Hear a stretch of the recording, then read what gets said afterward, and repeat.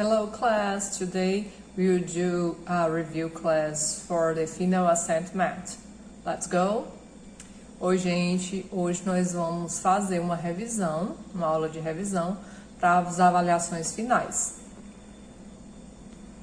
If you have a book, open your book in the page 126, ok? Se você tiver livro, abra na página 126.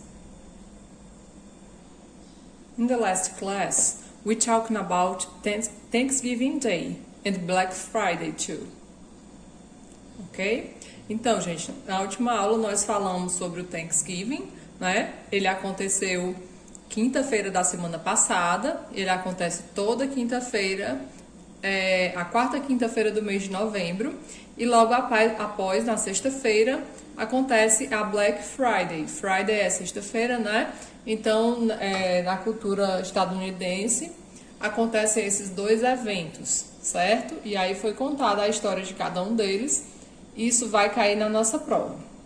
Mas eu pedi para vocês abrirem o livro de vocês na página 126. Hoje nós vamos tratar sobre esse texto, certo? Hemingway, The Old Man and the Sea. Esse texto, é um dos textos que eu vou pedir para vocês estudarem para avaliação. Eu transportei todas as informações aqui dessa página para uma outra página para ficar melhor a visualização, para eu poder aumentar a letra e ficar bom para vocês entenderem, né, a leitura e acompanharem aí o texto. Mas quem tem um livro vai poder estar acompanhando na página 126, conforme eu pedi para vocês abrirem. Let's go to read our text. Vamos ler o nosso texto, tá? Hemingway's The Old Man and the Sea. The Old Man and the Sea was the last major work Ernest Hemingway published in the lifetime.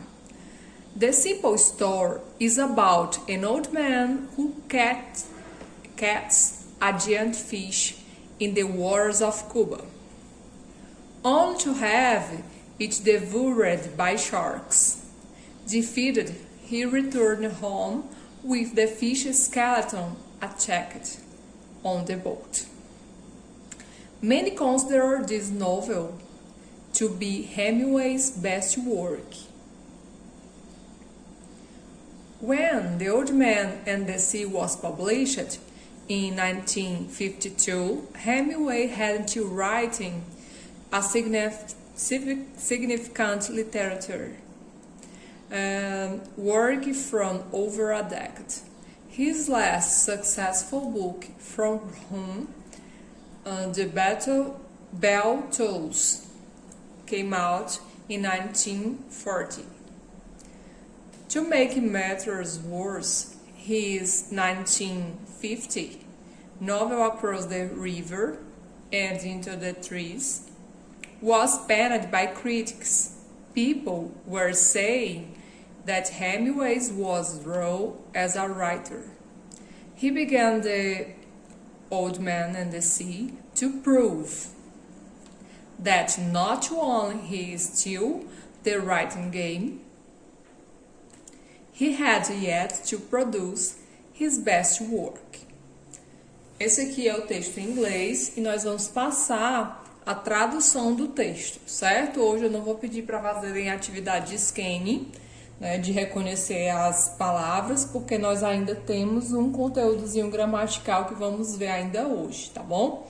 Então, basicamente nós vamos ver a tradução desse texto junto com o próprio texto da página 126 e vocês vão responder a atividade de interpretação textual também que está na página 26, tá? Vamos aqui à tradução. O Velho e o Mar foi a última grande obra de Ernest.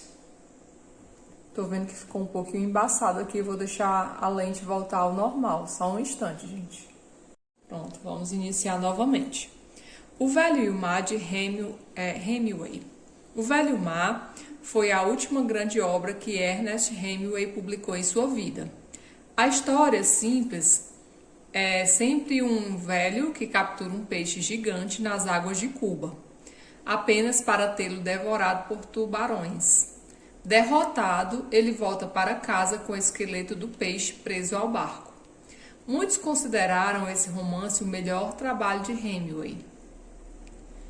Quando The Old Man and the Sea foi publicado em 1952, Hemingway não tinha escrito uma obra literária significativa por mais de uma década. Seu último livro de sucesso, Por Quem os Sinos Dobram, foi lançado em 1940. Para piorar as coisas, seu romance de 1950, Across the River and Into the Trees, foi criticado pelos críticos. As pessoas diziam que Hemingway havia terminado como escritor. Ele começou O Velho e o Mar para provar que não apenas estava no jogo da escrita, mas também tinha de produzir o seu melhor trabalho. Bom, o texto faz um pequeno resumo, não é, do que a história conta e também como foi a trajetória do autor. Então, nós temos as seguintes perguntas, vocês vão ter aí uns 15 minutos para responderem. E eu vou fazer outro vídeo apenas com a chave de resposta que vai ser postado em outro momento no grupo, tá bom? Então, a primeira pergunta aí é: What happened to Bean, Fish the Old Man and Had Caught? O que aconteceu com o peixe grande que o velho pescou? Primeira pergunta. A segunda pergunta. Does the novel have a happy ending? Do you think it's a realistic story? Why? Why not? O romance tem um final feliz? Você acha que é uma história realista? Por quê? Porque sim ou por que não? A letra C. What do people think about the novel? O que as pessoas pensam desse romance? E a letra D. Were Hemingway's works always praised by the critics? As obras de Hemingway sempre foram elogiadas pela crítica, de acordo com o que a gente leu. E por último, a letra E. Do you think Hemingway can be considered persevering, just as the old man, his character in that novel? Você acha que Hemingway pode ser considerado perseverante, assim como o velho, o seu personagem naquele romance? Então, vocês têm aí uns 15 minutinhos para responder essas perguntas e, posteriormente, eu vou liberar a chave de resposta. Vocês devem enviar para o meu WhatsApp, tá bom? A resolução dessas questões, também valendo 2 pontinhos. Pessoal, agora nós vamos entrar numa outra parte da aula, certo? Onde nós vamos falar de um tópico gramatical, que é Relative Pronouns, os pronomes relativos. Que em inglês eles interligam, certo? Informação entre duas orações. Nós vamos ver alguns exemplos, certo? As informações desse slide eu retirei do site Educa Mais Brasil. E aí nós vamos trabalhar um pouquinho sobre esse tópico, que cai muito também até em provas do Enem, né? Conforme aqui a própria indicação da fonte diz, tá? Então, os relative pronouns, eles correspondem aos pronomes relativos que ligam sentenças, 2 sentenças. A relative cause e a main cause, certo? A causa relativa e a causa principal, que podem ser traduzidos como oração principal ou oração relativa também. Os relative pronouns são os pronomes em inglês que podem retomar algo já dito anteriormente e também unir mais de uma oração. Vamos ver aqui alguns pronomes relativos seguidos de tradução, certo? Mas vamos ter cuidado porque a tradução é uma forma de orientar na hora de usá-los, mas não recomenda-se traduzir tudo ao pé da letra. Assim como tudo em inglês, né, a gente não tem como traduzir ao pé da letra. A gente tem que entender o sentido que cada pronome relativo pode ter. Alguns pronomes relativos, os principais eu coloquei aqui, não vou cobrar de vocês todos, tá? Bom, eu tive um probleminha aqui com a memória do celular, mas vou retomar o vídeo agora. Então, gente, nós estávamos falando sobre os relative pronouns. Os principais é o que a gente vai trabalhar hoje, tá? São o that, which, who, whom e whose. That significa que. Which, que, o qual, o que. Who, quem, que, o qual. Whom, quem. Whose, cujo, cuja, cujos, cujas. E professora, alguns deles se repetem. Em que situação eu vou usar cada um? Vamos ver. Então vamos lá. Relative pronouns, quando usar? O that, quando é que a gente vai usar o that? Ele pode ser usado em diversas ocasiões, tanto para pessoas quanto para animais. Aqui um exemplo. He ate something that he had never eaten. Ele comeu algo que nunca tínhamos comido. O which, ele é usado para falar de coisas, seja objetos, animais ou sentimentos. Por exemplo, the black violin which was on the table is yours. O violino preto que estava em cima da mesa é nosso. Certo? Tanto that quanto which podem significar que, tá bom? O who, ele é utilizado quando for falar de pessoas, tá? Who para pessoas. Geralmente da pessoa que pratica a ação do sujeito. The man who lives next door in the mechanic. O homem que mora ao lado do mecânico. É mecânico. Então, aqui a gente vê que who também significa que. Mas tem uma observação aí interessante, que ele só pode ser utilizado quando se está falando de pessoas. O whom, aqui embaixo, ele é utilizado também para pessoas, assim como o who, mas a diferença é que o whom, ele assume a função de objeto, certo? Ele tem a função de objeto. Então, aqui, no caso do who, ele está ligando a situação. O homem é o sujeito, né? Quem é esse homem? O que mora ao lado. O homem que mora ao lado é mecânico. Ele está ligando aí as duas orações, tá? Já que o whom, ele vai servir como objeto da frase. Ou seja, ele é usado para alguém que recebe a ação e não para aquele que pratica. No caso do who, ele é utilizado para a pessoa que pratica a ação, não é? Ou então o sujeito de quem se está falando. Enquanto o whom é aquele sujeito, aquela pessoa que vai receber a ação praticada pelo sujeito. Por exemplo, what is the name of girl with whom you are going out? Qual o nome do garoto com quem você está saindo? Nesse slide, nós vamos dar atenção especial a esses dois pronomes relativos, certo?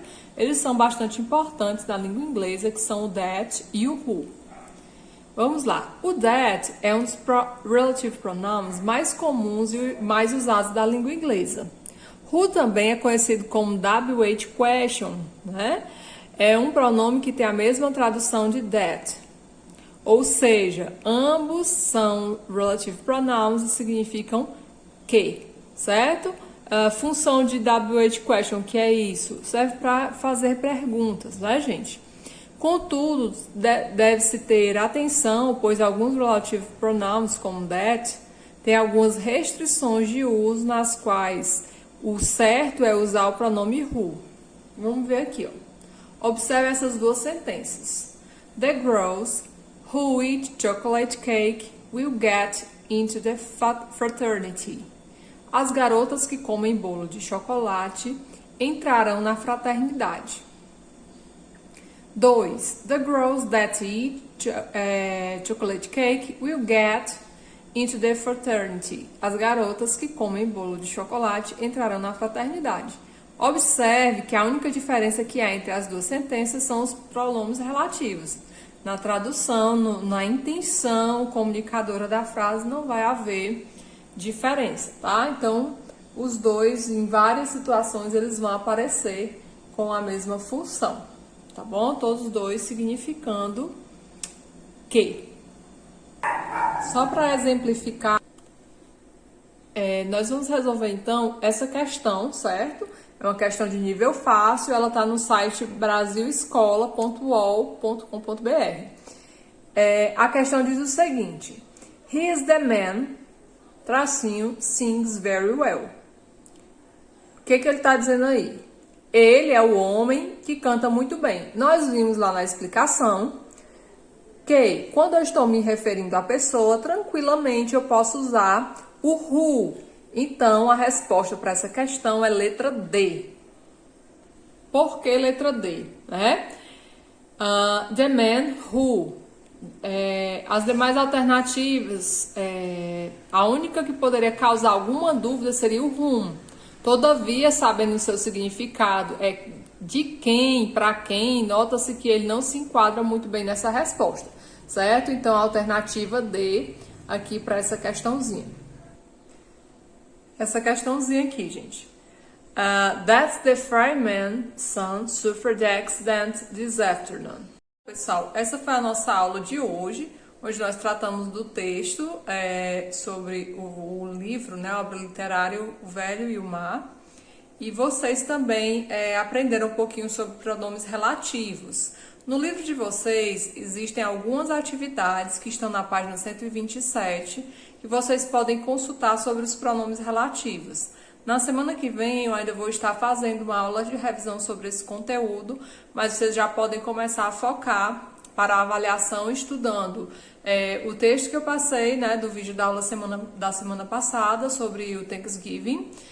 Esse texto que foi trabalhado hoje, então realizem a atividade do texto, certo? Sobre os pronomes relativos não vamos ter atividade, mas a atividade que foi realizada, que vai ser realizada por vocês sobre a interpretação textual da aula de hoje, ela deve ser feita e enviada para o meu WhatsApp, tá? Todas essas aulas que eu estou gravando, elas estão no meu canal do YouTube, certo? Priscila Márcia Costa, ou então você pode procurar profpriscila@gmail.com. E aí elas estão lá, todas as aulas, tá? Eu tô colocando em cada uma legenda com as datas